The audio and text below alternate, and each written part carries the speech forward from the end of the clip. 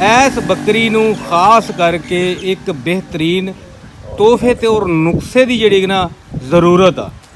ते साडा जिहड़ा बकरी पाल वीर है इस बकरी का हाले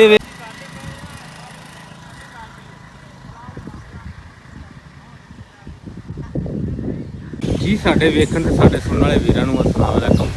साडे चैनल का नाम है वसीम 115 M ते अज साडे जिन्ने भी दोस्त बकरी पाल ने इन्हां वास्ते बेहतरीन जिहड़ा है कि तोहफा लैके असीं हाज़र होए हां।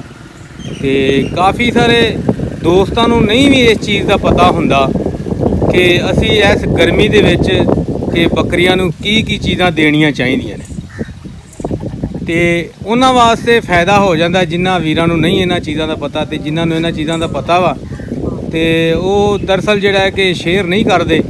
असीं तुहाडी खिदमत वास्ते हाज़र होए हैं इंशाअल्लाह ते तुहानूं बेहतरीन जिहड़ा कि तोहफा दसने आ। ते जिवें कि तुसीं देखते पे हो कि बकरी किस तरह करके जिहड़ा है कि ना घरक रही है, गर्मी की वजह नाल घरक रही है, हालांकि हवा भी चल रही है। इस बकरी नूं खास करके एक बेहतरीन तोहफे ते और नुस्खे की जिहड़ी ना ज़रूरत आ। ते साडा जिहड़ा बकरी पाल वीर है इस बकरी का हाले वे कि जदों इहने चर के जाना अपना चारा खा के जाना वा घर जाके तकरीबन जिहड़ा कि 20 सीसी एक सरिंज जिहड़ी तेल दी लवे, एक जिहड़ी सरिंज आ 20 सीसी रवे दही दी और हल्की जी अद्धे तो अद्धा चमच जिहड़ा खाने वाला हुंदा वा हल्दी दी पा के इन्हां नूं दित्ती जाए। तो इंशाअल्लाह ये 2-3 दिनों के विच जिहड़ी घबराहट है बकरी दी जिहड़ा घरकना पाने इहदा ख़त्म हो जाएगा।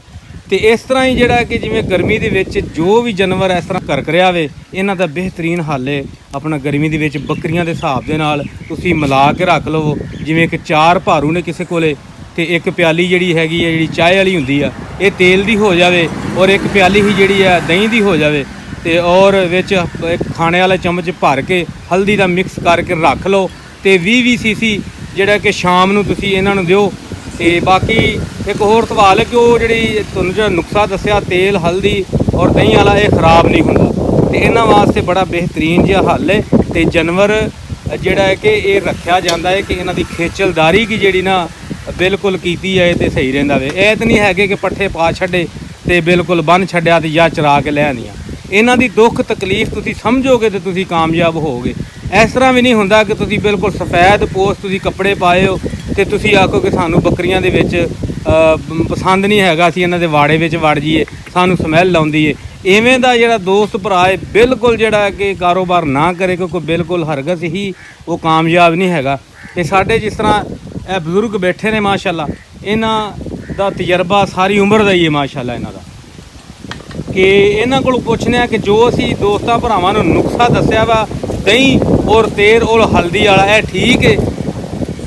अस्सलाम वालेकुम।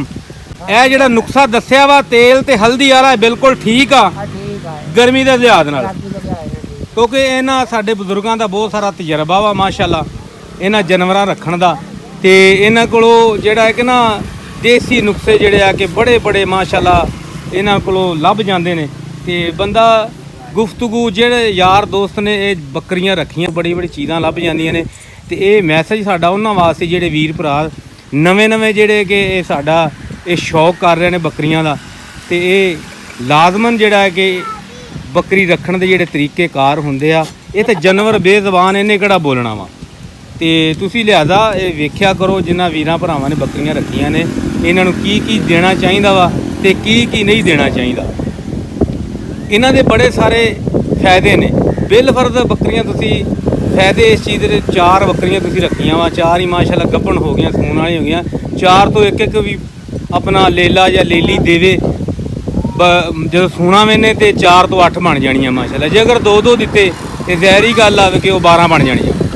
इन्हां दा बड़ा सारा ही माशाअल्लाह फायदा है। तो दोस्तों अपनी जिहड़ी कि फील्ड है वे ना थोड़ी जी इन्हां वाल भी तवज्जो करो जे अगर तुसीं घर इन्हूं रखिया होया वा तो बड़ा सारा माशाअल्लाह वादा है। तो अपने नबी दी माशाअल्लाह सुन्नत भी आ।